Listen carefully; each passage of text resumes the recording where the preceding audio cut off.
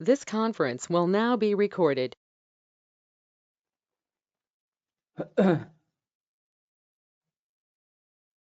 अद्य शुक्रवासरः अथवा भृगुवासरः फाल्गुन शुद्ध द्वितीया दिनांक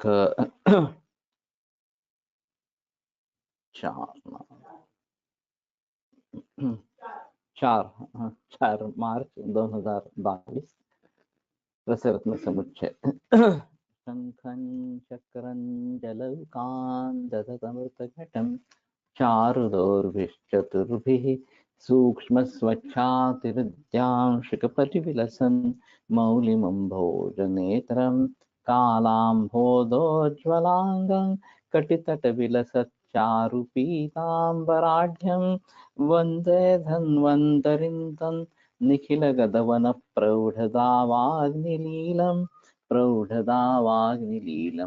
ब्रह्मणो हि समारब्धा मात्रेयाद्येषु पूजिताम् अस्मदाचार्यपर्यन्तां वन्दे गुरुपरम्पराम् आयुर्वेदरतं वन्दे माधवाख्यं महागुरुम् आयुर्वेदामृतं सर्वं शिष्येभ्यो यः प्रदत्तवान् द्रष्टाज्ञानी दुष्टकर्मा कृतकर्मा तथैव च अध्यापकोऽभिषक्श्रेष्ठो महान् संशोधकस्तथा गुणैरेतैः समुदितैः यत्कार्यं प्रतनोति सः समृद्ध्यर्थं हि कार्यस्य वयं नु प्रयतामहे सरस्वत्यै नमो यस्याः प्रसादात् पुण्यकर्मभिः बुद्धिदर्पणसङ्क्रान्तं जगदध्यक्षमीक्षते आत्रेयं प्रथमं वन्दे आयुर्वेदजगद्गुरुम् आयुर्वेदामृतं सर्वं गृहीत्वा हि सुरेश्वरात् अग्निवेशादिकेभ्यो यत् प्रयच्छत् मुनिसत्तमः प्रथमं तन्त्रकर्तारम् अग्निवेशं नमाम्यहम्।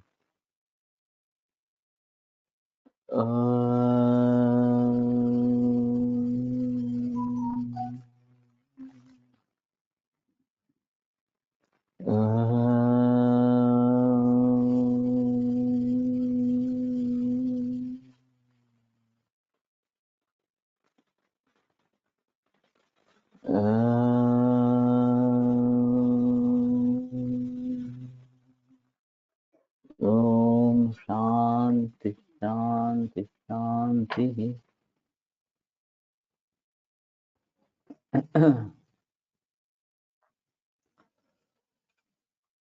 रसेन्द्र गंधाति विषाभयाभ्र शारद्वयमोचरसो वचा च जया च गंभीर रसेन पिष्टं पिंडीकृतं स्यात् ग्रहणी कपाटः। तो पारद गंधक अतिविषा अभया अभ्र क्षारत द्वय मोचरस वचा जया, ये सब गंभीर रस से पिष्ट करने से पिंडीकृत एक ग्रहणी कपाट होता है। तो बहुत ही सिंपल है। मेरे ख्याल में ग्रहणी कपाट भी गणित शास्त्री ने लिखा है, देखना पड़ेगा।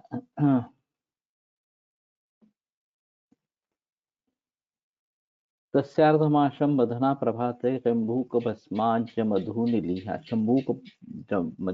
भस्माञ्च मधुनिलीहा स क्षीरिणी जीरकमाणिमन्थ तीक्ष्णानि चादौ हृदिभोजनञ्च। तो अर्धमाश इतनी मात्रा में प्रभात काल में मधु के सह, और फिर शंभू को भस्म आज्य मधुनिलीहा, उसके बाद में शंभू को भस्म आज्य और मध ये लेना है। शंभू का मतलब कपर्दिक ही होगा।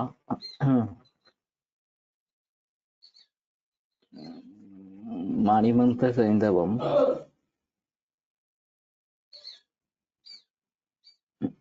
सर्जका क्षार यवक्षार रूपम विजया क्षीरिणी क्षीरिका। तो शंभू का अर्थ नहीं दिया, लेकिन मेरे ख्याल में आदौ औषध सेवनात् प्राक् दधिभोजनं कर्तव्यम्।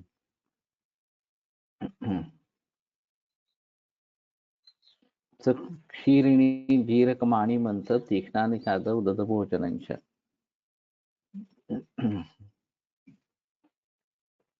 तीक्ष्णानि तीक्ष्णवीर्य द्रव्याणि सर्षपान्वा।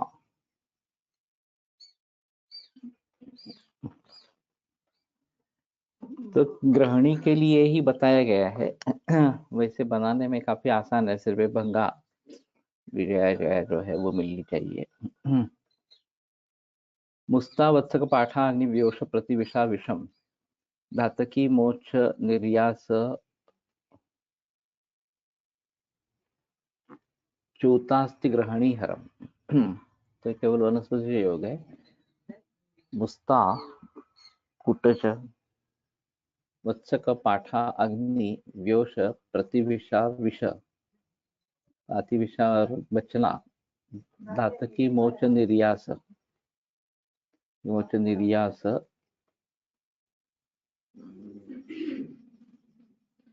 चूतास्ति। ताम्र का अस्थि और ग्रहणी हरम, ये ग्रहणी हर इस प्रकार का बताया गया है। अथ अजीर्ण चिकित्सा, अजीर्ण की चिकित्सा। कौन है? एक मिनिट हमारे काय म्हणलं? तेल कसलं? मला कळलं नाही. हा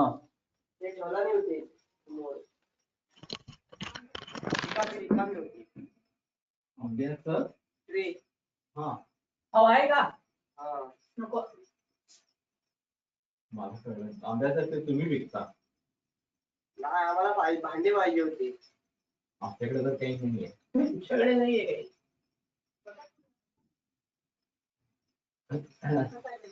प्रकाश इथे नाही आलेला.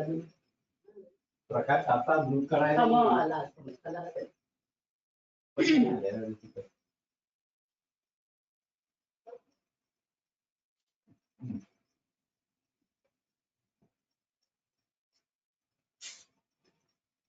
हॉटेल हात मार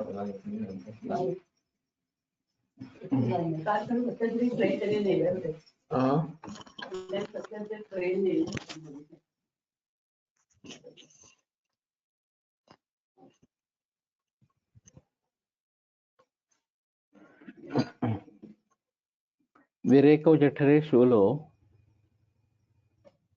विरेको जठरे शूली वमनंच मुहुर्मुहुः हस्तपादादि संकोच सर्वाजीर्णस्य लक्षणम।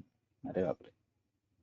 तो विरेच होना, जठर में शूल, वमन बार बार होना, हस्तपाद आदि संकोच, ये सर्व अजीर्ण का लक्षण है। ये काफी अलग ही लक्षण बताया गया है यहाँ पे। शुद्ध सूतम अजीर्ण कंटकरस विषम गंधम सर्वम समविचूर्णितम मरीचम सर्वतुल्यांशं कंटकार्याः फलद्रवैः मर्दयेत् भावयेत् सर्वम एकविंशतिवारकं वटिन गुंजात्रयं खादेत् सर्वाजीर्ण प्रशान्तये अजीर्ण कंटक सोयम रसो हन्ति विसूचिकां वारणा तिल परण्युत्थ मूल पिष्ट्वा पिबेदनु मूलम पिष्ट्वा पिबेदनु। शुद्ध सूत विष गंध सर्वसमम विचूर्णितम मरीचम सर्वतुल्यांशम कंटकार्या फलद्रवैः। तो कंटकारी के फलद्रव से भावना देनी है। मर्दयेत् भावयेत् सर्वम एकविंशतिवारकम, तो 21 बार भावना देनी है। वटिंग गुंजा त्रयं खादे सर्वाजीर्ण प्रशांत। ये तो काफी आसान है, वैसे बनाना काफी मुश्किल नहीं है। मंगेश तुम हो क्या?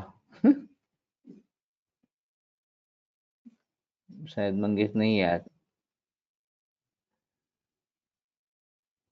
तो ये नोट करके रखे, मुझे बाद में याद दिलाना। सर्व अजीर्ण प्रशांत है अजीर्णी कंटका सोयम रसो हंतु विसूचिकाम। तो विसूचिका में नाही, कमी आहेत औषध। पाराग, बचनाग आणि गंधक, मरीच आणि कंटकारीच्या भावना, एवढंच आहे। 21 भावना आहे। क्योंकि प्रायण आहार वैषम्यात अजीर्णम जायते नृणाम तन्मूलो रोग संघाता तद विनाशात विनश्यति। एक अहम श्लोक है कि प्रायः आहार के अजीर्ण से, आहार वैषम्य से अजीर्ण निर्माण हो जाता है। तन्मूलो रोग संघाता, तो वो रोग संघात का मूल होता है। तद विनाशात विनश्यति, और अजीर्ण का नाश होने से रोग समूह का नाश हो जाता है। तो कहने का तात्पर्य अर्थ यह है कि अजीर्ण प्रायः सभी लोगों में दिखाई देता ही है, और संजीवनी वटी इस प्रकार के अजीर्ण को द्वे विसुच्चाम प्रदापयत, ये लेकिन ये भल्ला तक युक्त कल्प है संजीवनी वटी। और किसी को अगर भल्ला तक की एलर्जी है तो काफी मुश्किल हो सकती है। लेकिन खास करके कॉलरा रोग में लोगों ने संजीवनी का प्रयोग अच्छी तरीके से किया है। लेकिन ये भल्ला तक विरहित है, सिर्फ बचना है इसमें, और ज्यादा द्रव्य भी नहीं है। तो और भावना ये कंटकारी की, ये थोड़ा अजीब है, कंटकारी फल द्रोह, इस प्रकार की भावनाएं बताई गई। तो मिलना मुश्किल नहीं है, 21 भावना देनी है, इतना ही है। तो मेरे ख्याल में ये अच्छा रहेगा, अजीर्ण कंटक रस, और बहुत सारे रोगों में प्रयोग में ला सकेंगे। तो बनाना उतना कठिन इस प्रकार का नहीं है। सोहंति विसूच्यकाम अरणा तिलपर्णयुक्त मूलम पिष्ट्वा पिबेदन। तिलपर्णी के मूल के जल से या उसके काढ़े से बाद में सेवन करना है, काढ़े का सेवन करना है अनुपान के रूप में। अथ विध्वंस नामा रसा विमर्द गंधोपलटंकणेन संभाव्य वारानथ सप्तजात्याः तो ये फलानाम अथ चैव सिद्धो विध्वंस नामा शमनो विसूच्याः गंध उपलटंकणेन संभाव्य वारान अथ सप्त जात्याः। तो जाति के सुरस की भावना 7 बार देनी है। गंधोपल और टंकण, गंधोपल का मतलब गंधक ही होगा। तो ये फलाना मथ चैव सिद्धो, फलाना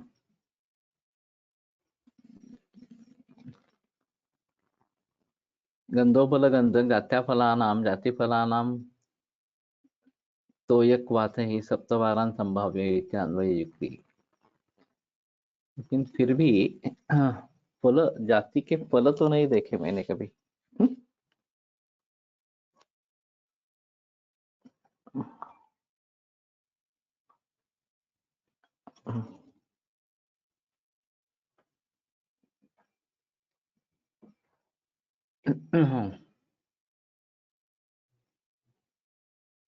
अरे गंधोपल टंकणे ने ये तृतीया क्यों आई?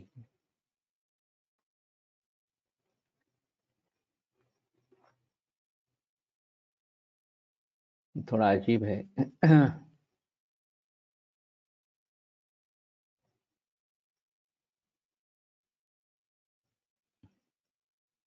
नहीं तो फल का मतलब मदन फल लेना पड़ेगा। लेकिन फल का दूसरा कोई मतलब नहीं है, मदन फल ही लिया जाता है। जात्या फलानाम, जाति फलानाम। ओके ओके, तो जाति फल तो ये जायफल है।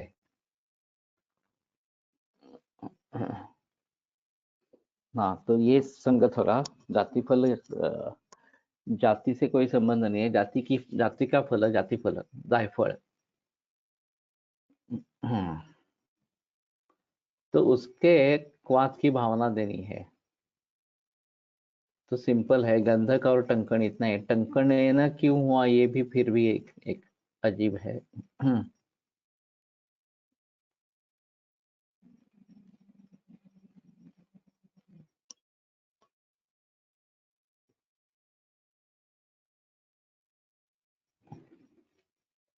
तो उभर से गंधोपलम टंकण है ना, बीच में अनुस्वार होना चाहिए, या दोनों अलग होने चाहिए। तो गंधक को टंकण के चूर्ण से विमर्दन करे, ऐसा अर्थ होगा। तो ये शायद बात हो सकती है। और फिर उसको जाति फल के द्रव से भावना देनी है 7 बार। तो गंधक और टंकण ये पहले मर्दन कर लेने हैं, फिर उसमें जाति फल के वास्तविक 7 बार भावना देनी है। तो विध्वंस नामा अमुष्य गुंजा नवदापनीयाः हंतुम विसूचिम सीतया समेताः। तो 9 गुंजा मात्रा में देने हैं सीता के साथ। तक्रोदनम स्यादिह भोजनाय पथ्यंच शाकं किल वास्तुकस्य, और वास्तु के शाक पथ्य में देना है। तो ये सिंपल है वैसे। गंधोपलम टंकणे न होना चाहिए। अथ क्या है?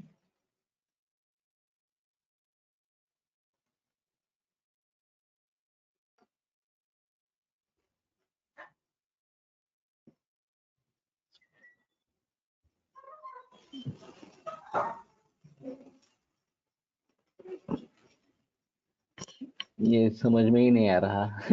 द्वह रसटंक रसगंध भसितम समांशकम परिमर्द्य जातिफल सप्तभावितम चितयोपयुज्य नवरक्तिकोन्मितम मथितान्नभुक विजयते विसूचिका। में पारद ऐड हुआ, पहले गंधर्व टंक थे ही। ये समांश का लेना है, पारद गंधक और टंकन, और जाति फल की साथ भावना देनी है। सीते पर वही, बाकी वही है। सीतया उपयुज्य मथितान्नभुक विविजयते विसूचिका। तो मथितान्नभुक यानी कि तक्र के साथ ओदन, वही है पहले पहले वाला जो है वो।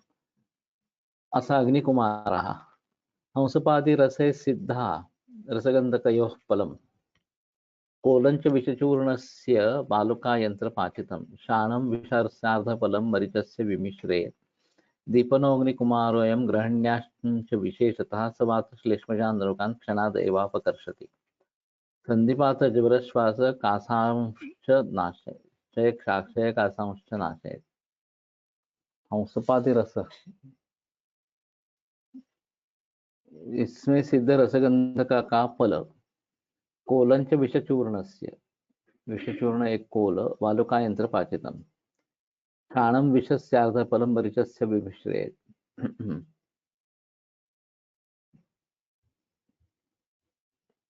तो सिंपल है बनाने में, ज्यादा तकलीफ नहीं है।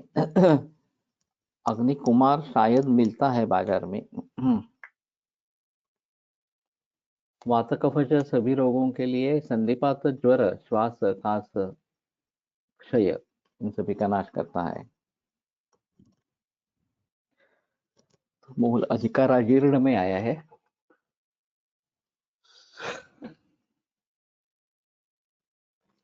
अथ बड़वाग्निरसा टंकणं मरीचम तुल्यं पृथक् कर्षतरयं भवेत् सुंदरम द्वादशम निष्कम त्रिंशन निष्कम अयोमलम कांतम पद्मरसे घृष्टम पुटपक्वम वरारसे मार्कवस्वरसे घृष्टम सप्तकृत्वस्त्वयोमलम।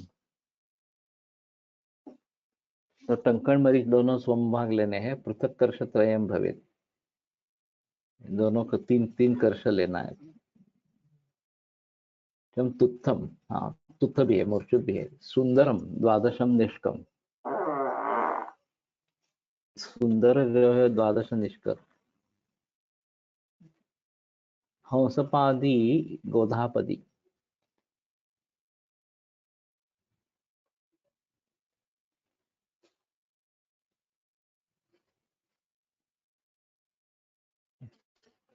सुंदरम कांतलोहम इत्यर्थः, द्वादश निष्कर कर्षत्र है।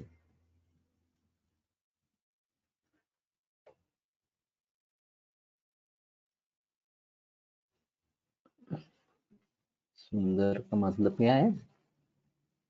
कांतलोहम, अरे बाप रे। तो 12 निष्क, त्रिंशन निष्कम अयोमलम, मंडूर जो है वो 30 निष्क, इस प्रकार से। कांतम पद्मरसे घृष्टम पुटपक्वम वरारसे, तो पद्मरस में घृष्ट और वरारस में पुटपक्व, मार्कवस रस में घृष्टम सत्वपुत्र स्वयौवनम। मंडूर जो लेना है वो मार्कस वरस में घृष्ट करके और 7 बार पुट देना है, ऐसा ही होगा। चूर्णान्येतानि संयोज्य स्थापयेत् शुद्ध भाजने शुद्ध देहि नरस्तस्य पानम यद भोजनोत्तरम।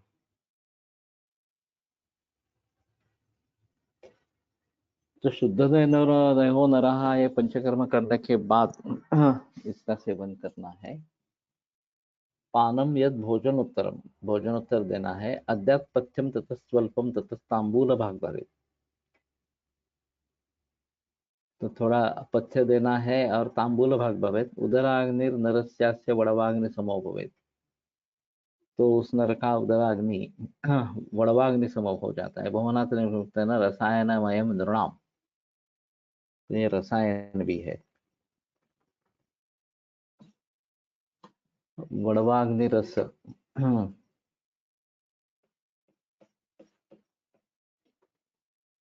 तो टंकण मरीच तुत्थ कांतलोह भस्म मंडूर भस्म, वो अलग अलग तरीके से बना के लेने हैं।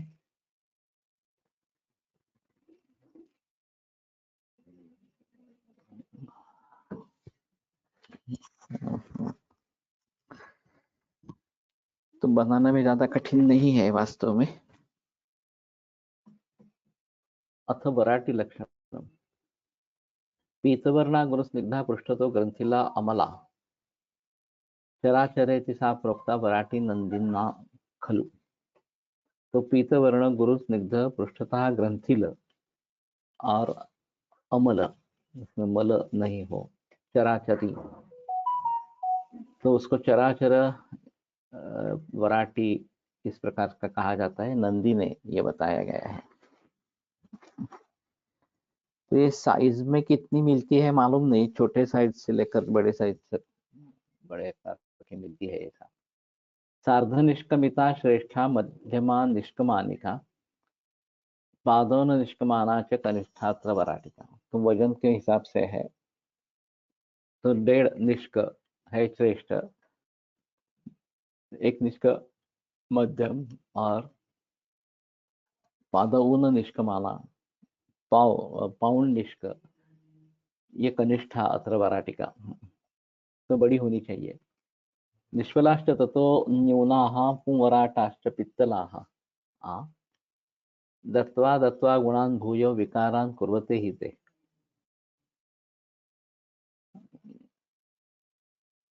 तो ये वराटिका जो है स्त्रीलिंगी है और पुल्लिंगी भी वराट होता है। निष्फल, न्यून और पित्तल है, और गुण देने के बाद भी भूयो विकार निर्माण करते रहते हैं। न वराटी मानात कल्पमानाः पुंवराटाः, वराट इति संज्ञा विशिष्टा न तु वराटिकाः, ते निष्फला। अथ वैश्वानर पोट्टली, तो वराटी स्त्रीलिंगी है और वराट पुल्लिंगी है, तो ये थोड़ा अजीब है। शुद्ध सूत बलि चराचर रजक कर्षांशतः कज्जलीं कृत्वा गोपयसा विमर्द्य दिवसम रुद्ध्वा च मूषोदरे सिद्धा कुंभिपुटे स्वतश्च शिशिरा पिष्टा करंडे स्थिता स्याद्वैश्वानरपोट्ली इति कथिता तीव्राग्निदीप्तिप्रदा। तो सूत और गंधक शुद्ध दोनों, चराचर रजहा, तो ये वराटी जो है उसका रज, कर्षांशतः कज्जलिम कृत्वा, कर्षांशतः,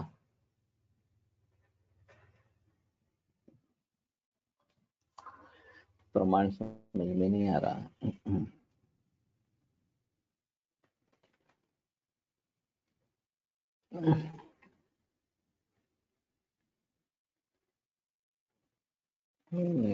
इसके बारे में कुछ किया नहीं है।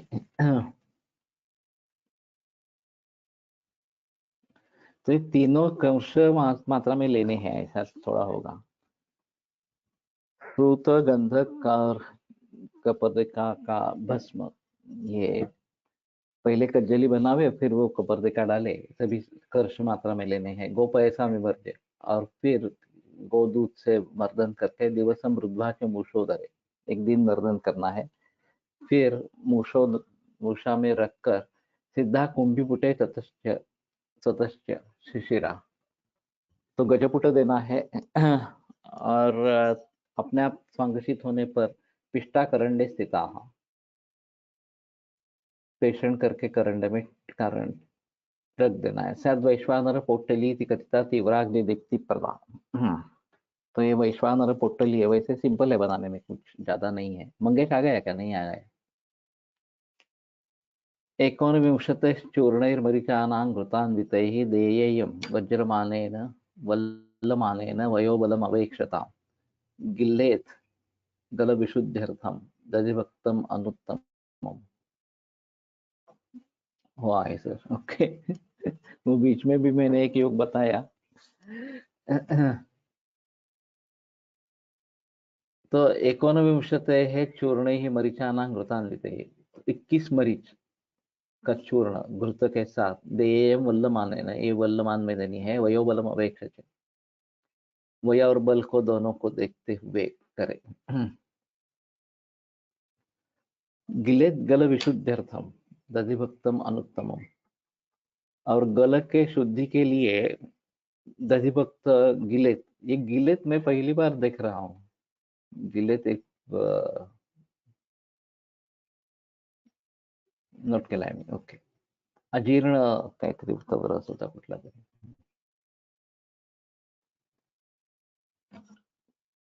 तो अभी डिस्फेजिया को क्या कहेंगे?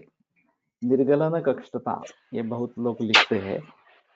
मुझे इसके बारे में संदेह था कि निर्गलन कष्टता, ये निर्गलन शब्द संस्कृत में है या नहीं है इस प्रकार से, लेकिन ये गिलेत अगर है तो शायद हो सकता है। सकष्टान्न प्रवेश, ये ज्यादा बेहतर शब्द है। वैसे देखा जाए तो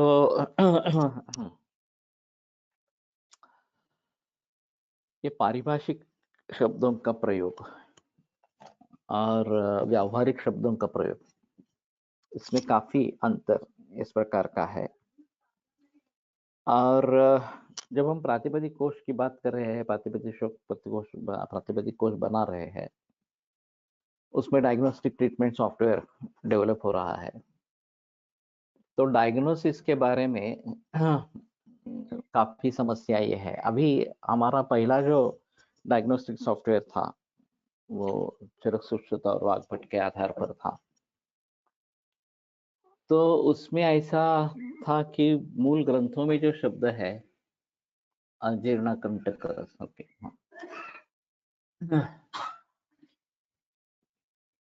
तो उन्हीं शब्दों से उसमें रेफरेंसेस मिल जाते हैं।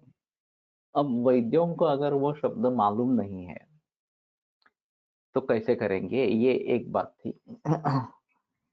और फिर रीजनल लैंग्वेजेस तो बहुत सारी है, तो प्रादेशिकता भारत में भी देखेंगे तो मराठी, कन्नड़ा, गुजराती, पंजाबी, उड़िया वगैरह सभी सब भाषाएं हैं। तो सभी के लिए कैसे काम में आए, ये दूसरा मुद्दा था। तो हमने अभी ऐसा एक सोचा है कि हम अंग्रेजी शब्दों का प्रयोग करेंगे। अब मेरे ख्याल में सुरेंद्रन सर है केरला में, कोट्टकल में, हाँ अभी तो रिटायर है, लेकिन उन्होंने परिभाषा कोश का कार्य किया है, किताब उनकी छपी है। तो हर संस्कृत शब्द का लक्षणों का ही क्या है, उन्होंने अंग्रेजी क्या हो सकता है वो देने की कोशिश की है। अब ये बात तो सही है कि सभी जगह इसी प्रकार का अर्थ होगा नहीं होगा, ये अलग बात इस प्रकार की हो जाएगी। लेकिन एक कॉमन लैंग्वेज इसके जरिए हो सकती है। हाँ, few days before he left this world, अरे बाप रे। हाँ, मुझे पता नहीं था सुरेंद्रन सर गेले असं, क्योंकि वो हाँ कोट्टकल में गणेश बारात है मेरा जो छात्र है कोट्टकल में, जिसने एमडी किया, उसके सर थे वो। और मेरी भी 2-3 बार मुलाकात हुई थी उनसे, लेकिन किताब तो उनकी होगी। तो थोड़ा उसमें हमें थोड़ी उसमें सहायता इस प्रकार से मिलेगी। अब ये जो बात है कि अंग्रेजी में अगर करेंगे तो सभी संस्कृत शब्दों का उस प्रकार से देना काफी मुश्किल है, लेकिन ढूंढना है हमें, संस्कृत शब्द ही ढूंढना है, क्योंकि सॉफ्टवेयर जो बनेगा वो मूल ग्रंथों के आधार पर ही बनेगा। तो एक ब्रीजिंग होगा इसके बीच में।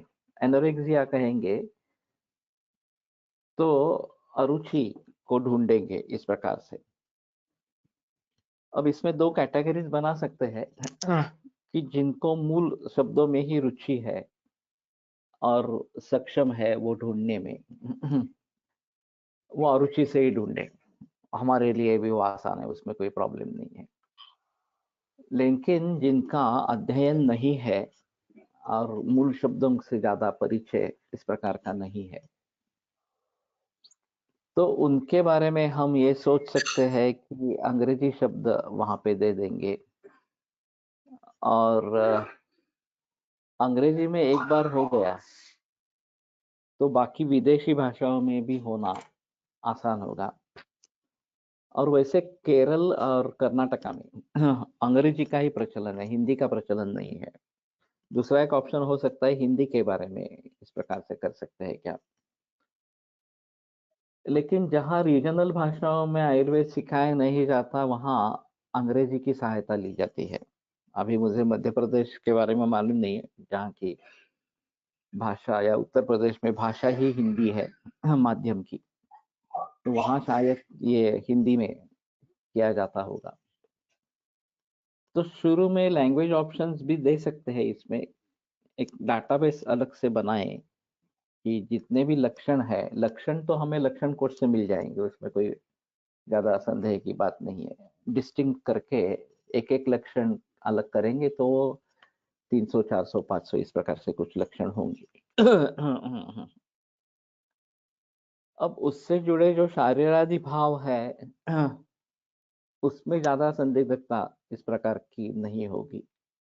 और वो अंग्रेजी भाषा में और हिंदी भाषा में शिर है, मुख है, वगैरह वगैरह मूल संस्कृत शब्द दोनों में रहेंगे, हिंदी में तो होंगे ही, लेकिन अंग्रेजी में करना है तो फेस। और फिर मुख का मतलब क्या लेना है, माउथ लेना है या फिर फेस लेना है, ये आनन शब्द का प्रयोग कभी कभी होता है, तो ये काफी थोड़ा मुश्किल है उस संदर्भ में उसका अर्थ क्या है ये। मध्य प्रदेश हिंदी या तो उसका मतलब क्या होना है ये थोड़ा देखना पड़ेगा। अब ये थोड़ा झमेला होता है, इसलिए मूल शब्द जो है वो तो देना ही पड़ेगा और मूल शब्द से ही ढूंढेंगे, इसमें तो कोई संदेह नहीं है। सिर्फ ये ब्रीजिंग, क्योंकि ये सॉफ्टवेयर जो है ये यूजर फ्रेंडली होना चाहिए। हम केवल ग्रंथों के आधार पर दे देंगे आप ढूंढो ग्रंथों में, ऐसा कहने से बात नहीं होगी। यूजर फ्रेंडली अगर नहीं है तो प्रचलन में नहीं आएगा। तो यूजर फ्रेंडली कैसे बनाए इसके बारे में हम काफी सोच रहे हैं। तो अभी मैं मानता हूँ कि सुरेंद्रन सर की जो किताब है लक्षणों के बारे में केवल है इस प्रकार से, तो उसको मूल रूप से ले लेंगे। अगर कहीं असहमति हो मेरी तो उसके बारे में थोड़ा अलग सोचना पड़ेगा।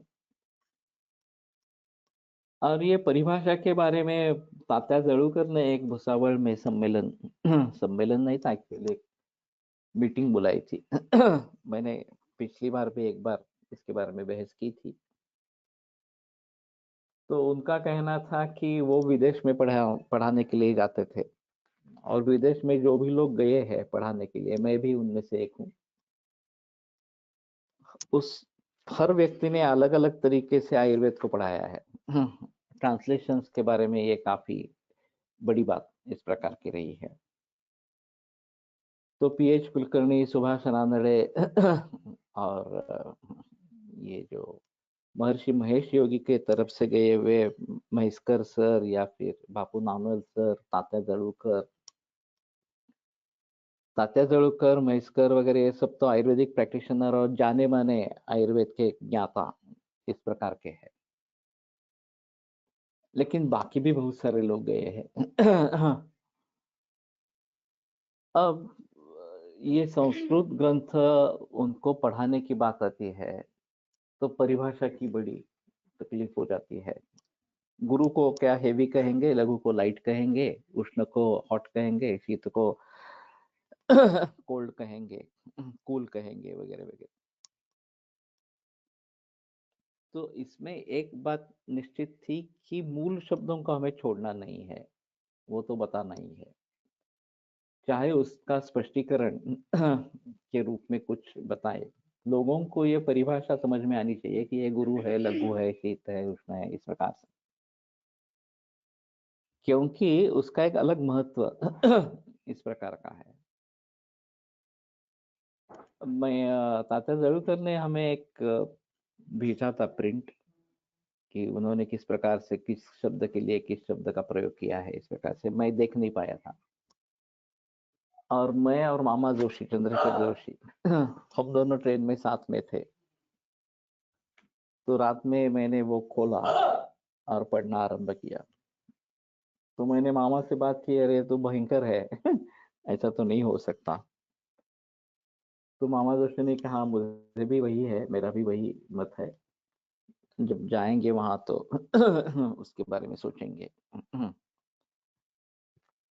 और संयोग की बात थी कि रमेश नांदल सर भी हमारे पास साथ में थे और हरिशंकर शर्मा जी थे। तो वो मेरी पहली मुलाकात हरिशंकर शर्मा जी से हुई।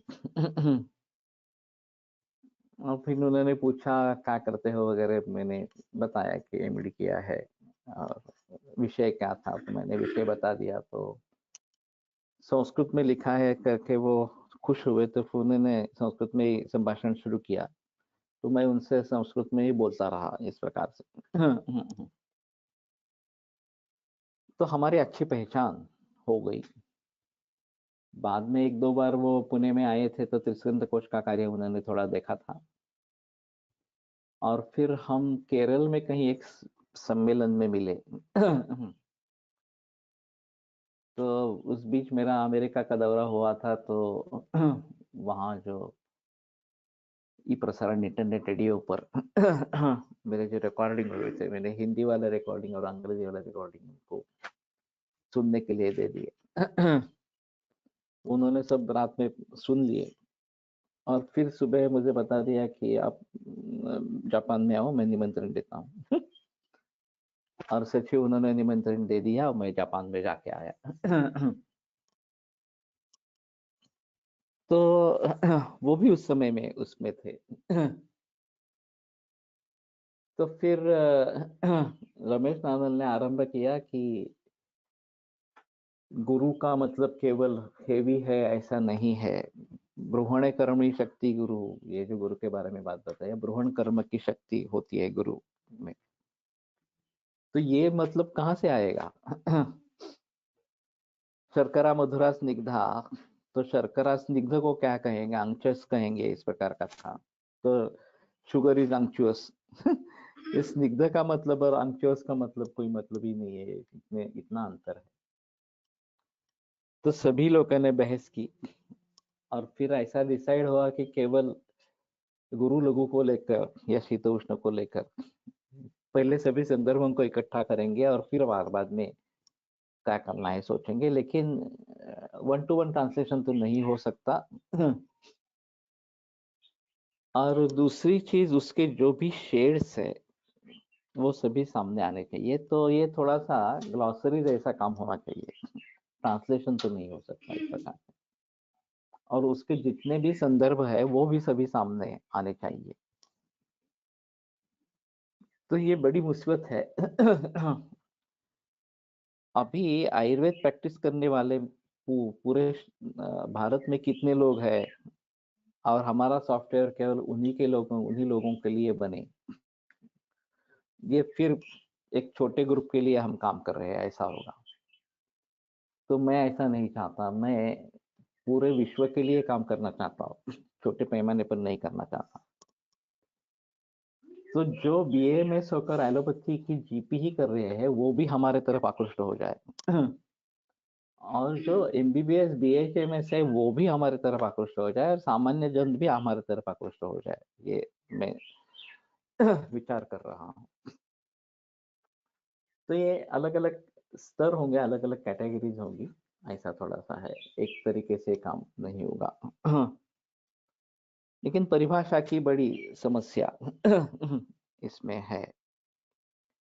और सॉफ्टवेयर वो जो बनेगा वो तो संस्कृत के आधार पर ही बनेगा, मूल ग्रंथों में जो संस्कृत शब्द है उन्हीं के आधार पर बनेगा, उनके तक पहुंचे कैसे, ये एक अहम मुद्दा इस प्रकार का है। और हमें एक गड़बड़ हुई थी, तृष्णा और पिपासा ये पर्याय शब्द होंगे ऐसा मैंने सोचा था लेकिन सुश्रुत में एक रेफरेंस मिला इनमें ये दोनों थे, तृष्णा और पिपासा एक सामासिक शब्द में इकट्ठा हुए हैं। तो इसका मतलब साफ हो गया कि तो ये पर्याय नहीं है कई जगह पर्याय हो सकते हैं लेकिन सभी जगह ये पर्याय ही है ऐसा नहीं है तो दल्लन ने वहां पे किया है कि पातुम इच्छा पिपासा तत्र तृष्णा स्यान्नवा, पानी पीने की इच्छा यानी कि पिपासा, उसमें तृष्णा होनी ही है ऐसा नहीं है। पानी देख दिया तो लगता है कि मुझे पानी पीना है, तृष्णा का कोई सवाल नहीं। और जब तृष्णा होती है तो पानी पीना ही चाहिए इस प्रकार से, तो वो एक अलग बात इस प्रकार की हो जाती है तो लक्षण समुच्चय, एक एक लक्षण को लेकर पहले ये सुलझाना है और फिर उसके आगे चलकर लक्षण समुच्चय अगर है तो क्या करेंगे। और फिर अभी इंटरनेशनल लेवल पे काम करना है, तो आईसीडी है अभी, इंटरनेशनल क्लासिफिकेशन ऑफ डिसीजेस और उसको ध्यान में रखते हुए रोग के बारे में सोचना है। अब सभी रोगों के बारे में हम आयुर्वेद में क्या कहेंगे ये बता नहीं सकेंगे, कैंसर को आयुर्वेद में क्या कहेंगे ये नहीं बता सकेंगे। तो अर्बुद है, प्रमेह पीड़िका है, ग्रंथि है, ये सब लोग बताते रहते हैं लेकिन मैं उससे सहमत नहीं हूँ कैंसर एक अलग एंटिटी है और उसको अलग एंटिटी के स्वरूप में ही देखना चाहिए। तो आईसीडी को लेकर जो प्रचलन में ज्यादा आईसीडीज है, कैंसर है, डायबिटीज है, किडनी फेलियर है वगैरह वगैरह, या हृदरोग है आज का, आईडी और मायोकार्डियल इंफार्क्शन, उनके बारे में आयुर्वेद की दृष्टि से कैसे सोचना है, ये एक अहम मुद्दा इस प्रकार का रहेगा। उसी प्रकार एक फ्रेंच इंडेक्स है एलोपैथी में लक्षणों का इंडेक्स है, वो अभी किताब के रूप में भी उपलब्ध है और नेट पर भी उपलब्ध है, ये सॉफ्ट कॉपी के रूप में, वेबसाइट के रूप में। तो उसमें एलोपैथी की दृष्टि से एक लक्षण किन किन रोगों में आता है ये बताया गया है। तो हमारा काम ही उसी प्रकार का है कि एक लक्षण लिंगम चैकम अनेकस्य तथैकस्य एक एव, ये जो बात बताई गई है कि एक लक्षण जो है वो अनेक रोगों का हो सकता है, एक ही रोग का हो सकता है वगैरह वगैरह। बहुनी चैकस्य, बहुत सारे लिंग एक रोग के हो सकते हैं, बहुनाम बहुवस्थ था, और अनेक लक्षणों के अनेक व्याधि इस प्रकार के होते हैं। तो ये बात तो चरकाचार्य ने उस जमाने में लिखी है अभी कंप्यूटर के जरिए इन सभी संदर्भों को इकट्ठा करना आसान इस प्रकार का हो गया है तो ये परिभाषा की बड़ी समस्या रहेगी। एक तो हमारे छात्रों को मूल ग्रंथ पढ़ने की आदत नहीं है क्योंकि मूल ग्रंथ पढ़ाने वाले लोग ही नहीं है केरल में प्रचलन है लेकिन वो कंठस्थीकरण का प्रचलन ज्यादा है, अर्थ की तरफ उतना ध्यान नहीं दिया जाता।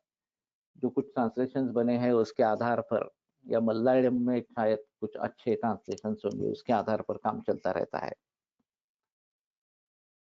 नहीं तो सहस्त्रयोग हम पढ़ रहे थे तो उसमें काफी गलतियां संस्कृत की दृष्टि से है।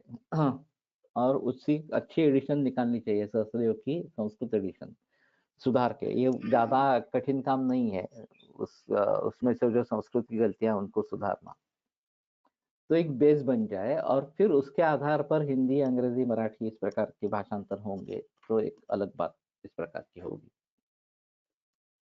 लेकिन किसी को ये पता ही नहीं है कि इसमें इतने गलतियां हैं, अशुद्धियां हैं इस प्रकार से। तो अब पूरे देश भर के छात्रों के बारे में सोचेंगे तो ये काफी मामला गंभीर है। तो उनके मन में आयुर्वेद के बारे में रुचि निर्माण करना, मूल ग्रंथों को पढ़ने के लिए उद्युक्त करना, उसको समझने की क्षमता रखना, ये सभी भाव हमें देखने चाहिए कैसे निर्माण किया जाए। हमारा जो गुरुकुल का प्रयास है वो इसी ढंग का है, निवासी गुरुकुल जो बनाते हैं अभी, ये जो हम प्रयास कर रहे हैं वो भी उसी ढंग का है, लेकिन उसका इम्पैक्ट अलग होता है। जो निवासी गुरुकुल होता है उसका इम्पैक्ट अलग होता है। वो अभी फिलहाल मराठी में ही चल रहा है, उसमें हिंदी या अंग्रेजी की बात नहीं हो रही। और ज्यादातर पसंद करेंगे अंग्रेजी में बोलेंगे, हिंदी में नहीं बोलेंगे। महाराष्ट्रियन लोगों की ये मानसिकता है कि अंग्रेजी बोल लेंगे लेकिन हिंदी बोलना उतना ठीक नहीं लगता या कर नहीं पाते, एक फोबिया है उसके बारे में। और ये परिभाषा के बारे में तो एक और ही अलग बात हो जाएगी। और अगर हमें डिफरेंशियल डायग्नोसिस बनाना है तो क्या क्या पॉसिबिलिटीज है, और फिर कौन सी होने की संभावना ज्यादा है, ये तो काफी गंभीर मामला है। मेरे पास एक विलियम जॉनसन सिंड्रोम करके एक ऑटोइम्यून डिसऑर्डर की मरीज आई थी। तो 2 महीने तेज बुखार था, 102 से 104 तक। यहाँ पे केएम अस्पताल में एडमिट थी, डायग्नोसिस नहीं हो रहा था। और फिर पूरे बदन पर विस्फोटक का निर्माण हो गए और काफी मात्रा में थे, काफी बड़े भी थे। तब चलकर उसका निदान ये Johnson, William Johnson syndrome autoimmune disorder इस प्रकार का हो गया। तो फिर स्टेरॉइड शुरू की, लेकिन उसका रिस्पांस नहीं रहा। अब वो मरने वाली थी। ऐसी कंडीशन आ गई, नौबत आ गई। तो वैद्य एनवी केतकर डोंबिवली के वो उनके रिश्ते में थे, तो उन्होंने उनको बुलाया देखने के लिए। वो आए, उन्होंने देखा और फिर बोले कि मैं बंबई से ये केस हैंडल नहीं कर सकता, तो आप पुणे में ही किसी की सहायता ले लो। तो उन्होंने मेरे नाम का सुझाव दे दिया।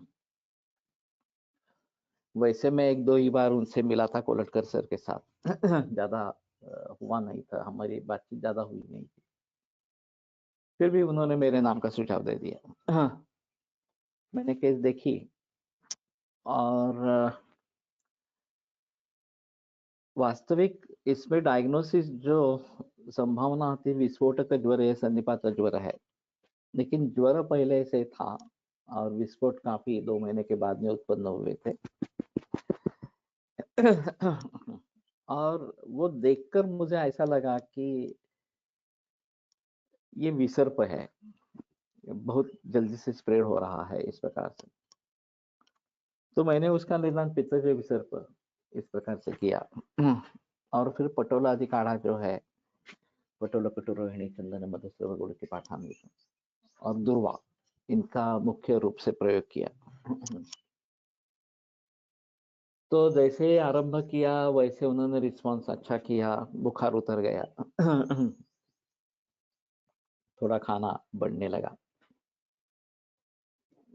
और फिर स्टेरॉइड्स का डोज हमने टेपर ऑफ करके बंद कर दिया और वो पूरी तरीके से ठीक हो गई। वो विस्फोटक शांत हो गए, फिर काले दाग रहे थे वो भी धीरे धीरे चले गए। वो पूरी तरीके से ठीक हो गई। अब ये घटना हुई, उसके बाद में या हमारा आयत निदान सॉफ्टवेयर का काम चल रहा था, तो मैंने एक केस उसमें डाली। तो आश्चर्य से पहला निदान उसमें उभर आया, वो पित्त विसर पर यही उभर आया। तो मैं बड़ा आश्चर्यचकित रहा कि जो मैंने सोचा था वो कैसे इसमें से उभर आया। तो थोड़ा संतोष भी हुआ कि अच्छी बात है इस प्रकार से। तो कहने का तात्पर्य अर्थ ये है कि यहाँ पे परिभाषा निश्चित होना ये काफी अहम मुद्दा इस प्रकार का है। उसमें आयत निदान के बारे में ऐसा भी एक हुआ था कि वैभव मेहता के पास एक पैरालिसिस केस थी। अब इसमें तो पक्षवध यही हमारा निदान होना है। उसमें कोई ज्यादा संदेह की बात नहीं है। लेकिन जब ये केस डाली गई तो उसमें ये उल्लास, मूर्छा, ये भी लक्षण थे, और चर्दी, इस प्रकार से उल्लास, चर्दी, मूर्छा।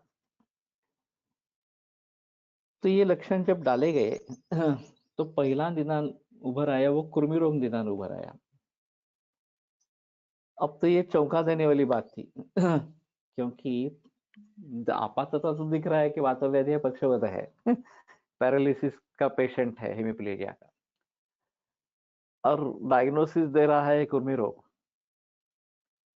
तो उसने पैसे भी एक बस्ती का प्लान किया था तो उसमें उसने कुर्मी काढ़े डाल दिए और बहुत बड़ी मात्रा में कुर्मी पतन हुआ और पेशेंट सुधर गया। अब वैभव मेहता का कहना था कि हेमिप्लेजिया का कुर्मी वर्म इन्फेस्टेशन भी एक कारण है एलोपैथी के अनुसार। उसका तो एलोपैथी का अभ्यास अच्छा है, अध्ययन अच्छा है। मुझे तो ये पता नहीं था कि उनके हिसाब में भी ये ऐसा है, कुर्मी रोग पक्षवत का कारण। वैसे हम प्रैक्टिकल कभी देखते नहीं है कि पक्षवत में कुर्मी इस प्रकार का कारण हो। अभी ये सारिका भुजबल, महेश भुजबल ने एक केस बताई, ये भी काफी अजीब केस थी। किडनी फेलियर की पेशेंट थी, 4.5 ऐसा कुछ क्रिएटिनिन था, एक ही किडनी थी। दुसरे फोडलेला आहे ना का ते संपलं। और फिर उनका निदान रहा कि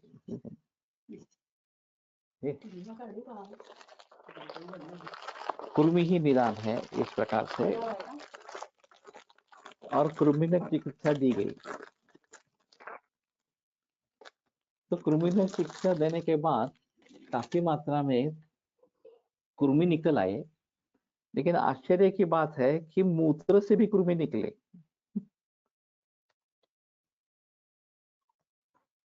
उसने वीडियो किया है उसका, फोटो निकाल के। तो मैंने पहली बार ये देखा कि ब्लैडर में कुर्मी है और मूत्र के द्वारा जरिए बाहर निकल आए हैं। पुरुष से निकलते हैं ये मालूम है, मुख से निकलते हैं, कुर्मी की छर्दी होती है, ये भी सुना है, मैंने देखा नहीं है। मुख से कुर्मी निकल आते हैं, सुना है। लेकिन मूत्र से पहली बार मैंने देखा कि कुर्मी निकल आए इस प्रकार से। तो काफी दिलचस्प इस प्रकार की बात है। सर देशमुख सर का भी कहना है कि कफज कुर्मी की नाड़ी अलग होती है, ऐसा मैंने उनसे सुना था। और नाड़ी परीक्षा जब अच्छी आती है तो कफज कुर्मी की नाड़ी समझ में आती है। अब वो तो नाड़ी के बारे में तो नहीं बताते। निदान झालेल्या पक्षाघाताची केस कोणत्या वैद्याकडे होती? वैभव मेहता। ये टीम में थे, वो वहां पे कंसल्टेंट था। तो टीम में ये केस आई थी। तो ये काफी अजीब इस प्रकार का मामला है। मेरे पास दूसरी एक केस थी, किडनी फेलियर की केस थी एक्चुअली। पिंडी को द्वेष्टन लक्षण था और जनरली इसका निदान पांडु शोथ होता है, लेकिन कंप्यूटर ने निदान दिया पिंडिकोद्वेष्ट नानात्मज वातविकार। तो हम चौंक गए कि पिंडिकोद्वेष्ट नानात्मज वातविकार अशीति वातविकार है, उसमें से एक है।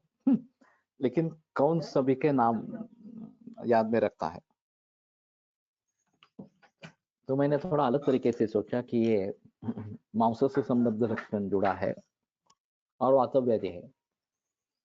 तो मांस और वातव्याधि को देखकर क्या करेंगे, तो एक मुस्तादियापन मुझे मिला, मांस शुक्र बल प्रदा, इस प्रकार के मुस्तादियापन की फलश्रुति है। तो मैंने पहले निरूह एरंडमुलादि देखे, फिर मुस्तादियापन दिया उसको, और वो देने के बाद क्रिएटिनिन लेवल कम हो गई। पिंड को दृष्टन भी चला गया। तो कहने का तात्पर्य अर्थ है कि हमारा निदान, हमारी चिकित्सा, ये बहुत आवश्यक इस प्रकार का है। और योनि में भी कृमि होते हैं, ऐसा है क्या सर? हाँ होता है। लेकिन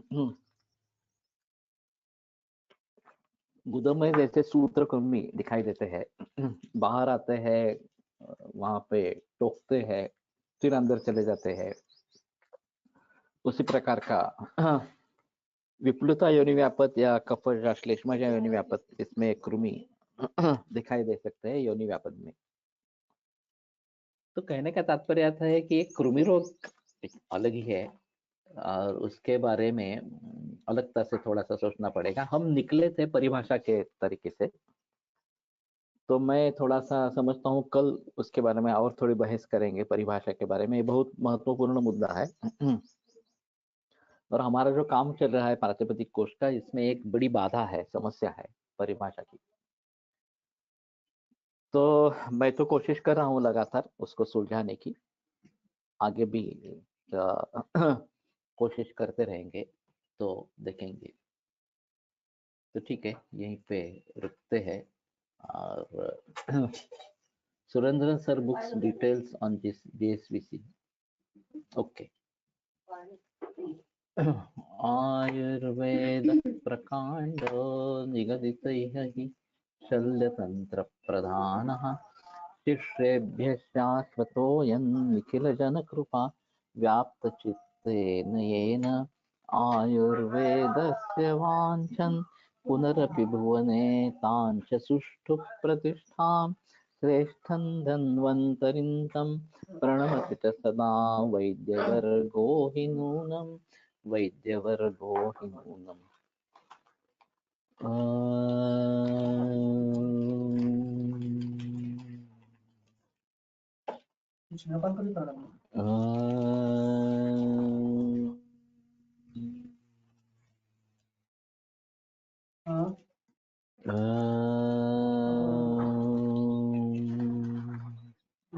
ओम शांति शांति शांति।